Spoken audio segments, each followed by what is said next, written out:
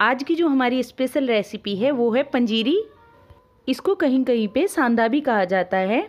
ये खास तौर पर न्यू मदर्स के लिए बनाई जाती है, क्योंकि डिलीवरी के बाद जो कमजोरी आती है उसको बहुत जल्दी रिकवर कर देती है। इसको हम अपने बच्चों को भी दे सकते हैं और ख़ुद भी खा सकते हैं, क्योंकि ये ताकत से भरपूर है, हड्डियों को मजबूत करती है और दिमाग को तेज करती है। तो चलिए सर्दियों की स्पेशल रेसिपी बनाना शुरू करते हैं। सबसे पहले कढ़ाई में 1 बड़ा चम्मच देसी घी डालेंगे। आप एक बात का खास ध्यान रखें, इस रेसिपी में हमें देसी घी का ही इस्तेमाल करना है। अब घी को अच्छे से गर्म कर लेंगे। जब घी अच्छे से गर्म हो जाए तो हम इसमें 20-25 बादाम डाल देंगे। बादाम को हमें बिल्कुल अच्छे से भून लेना है घी में। बादाम हमारी सेहत के लिए बहुत अच्छे होते हैं। ये हमारे दिमाग को तेज करते हैं और ठंड से बचाने में भी हमारी मदद करते हैं। सर्दियों में हमें बादाम का इस्तेमाल किसी न किसी तरीके से ज़रूर करना चाहिए। और ये देखिए बादाम बिल्कुल अच्छे से रोस्ट हो गए हैं। अब हम इन्हें निकाल लेते हैं।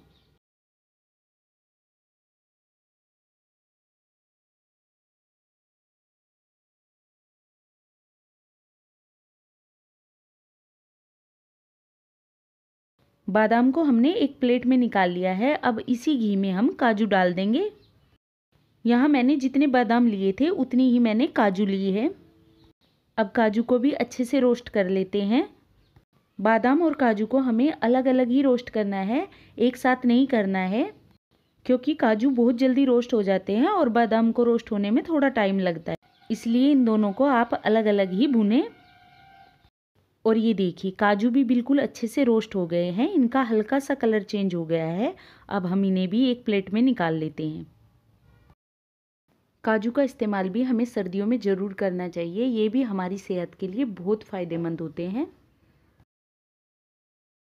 अब इसी घी में हम थोड़ा सा नारियल डाल के इसको भी फ्राई कर लेंगे। नारियल को पहले इस तरह से पतला पतला काट लीजिएगा ताकि मिक्सी में पीसने में आसानी रहे। और इसको भी हमें फ्राई कर लेना है। ये रेसिपी बनाने का सबका अपना अपना अलग अलग तरीका होता है, लेकिन हमारे यहाँ पर इसे इसी तरह से बनाया जाता है, इसलिए मैं आपको अपने ही तरीके से बता रही हूँ। तो देखिए नारियल भी बिल्कुल अच्छे से रोस्ट हो गया है, इसका हल्का सा कलर चेंज हो गया है। अब हम इसे भी एक प्लेट में निकाल लेते हैं। हरियाणा में ये रेसिपी बहुत ज़्यादा फेमस है, इसको हर सर्दियों में हर घर में बनाकर खाया जाता है।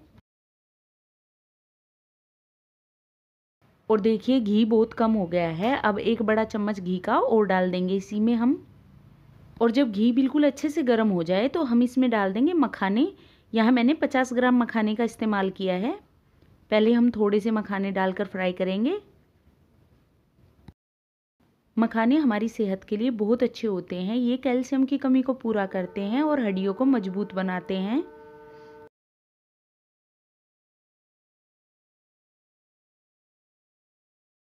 तो देखिए मखाने बिल्कुल अच्छे से क्रिस्पी हो गए हैं। अब हम इन्हें निकाल लेते हैं और बाकी के मखाने भी इसी तरह से हम फ्राई कर लेंगे।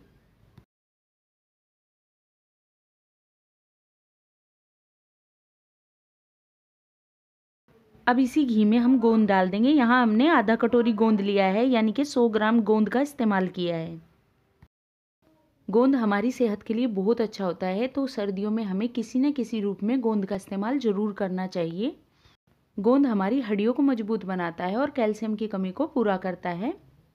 तो देखिए गोंद बिल्कुल अच्छे से फ्राई हो गया है। अब हम इसे निकाल लेते हैं।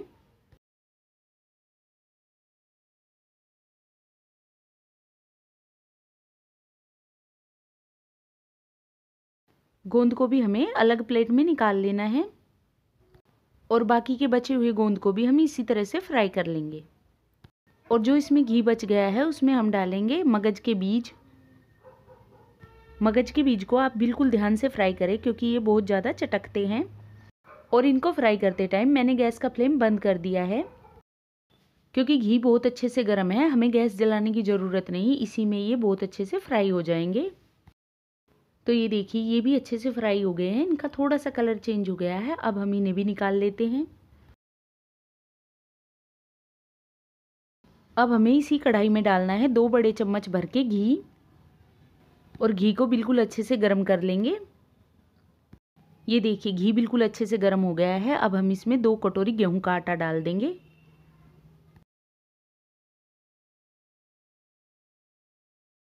अब आटे को घी के साथ बिल्कुल अच्छे से मिक्स कर देना है।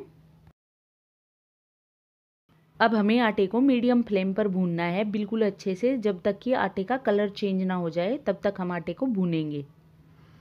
और देखिए थोड़ी देर भूनने के बाद आटे का अच्छे से कलर चेंज हो गया है, यानी कि ये आटा बिल्कुल अच्छे से भुन गया है। अब हम गैस का फ्लेम बंद कर देंगे। अब हमने जो ड्राई फ्रूट भुने थे उसमें से हम थोड़े से बादाम, काजू इस तरह से अलग निकाल लेंगे।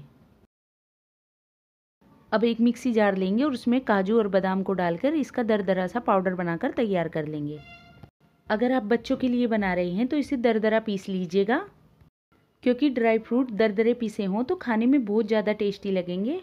और अगर आप न्यू मदर्स के लिए बना रहे हैं तो बिल्कुल आपको इसका बारीक पाउडर बनाकर तैयार करना होगा। मैं बच्चों के लिए बना रही हूँ, इसलिए मैंने इसको इस तरह से थोड़ा सा दरदरा ही पीसा है। अब इसे हम भुने हुए आटे में डाल देंगे। जो हमने नारियल फ्राई किया था उसमें हम डालेंगे 7 से 8 भूरी मिर्च, यानी कि वाइट पेपर। नारियल और भूरी मिर्च को हमने बिल्कुल बारीक पीस लेना है। और ये देखिए इसे भी हमने बिल्कुल बारीक पीस लिया है। अब इसे भी हम उसी में डाल देंगे। अब इसमें भुने हुए साबुत मखाने डाल देंगे।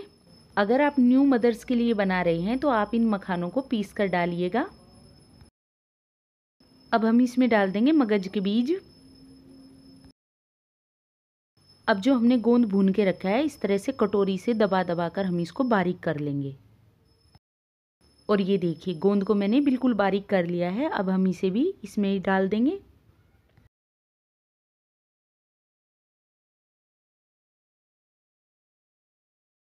और अब हम इसमें डालेंगे 2 कटोरी बूरा। आप अपने स्वाद के अनुसार इसमें मीठे का इस्तेमाल कर सकते हैं।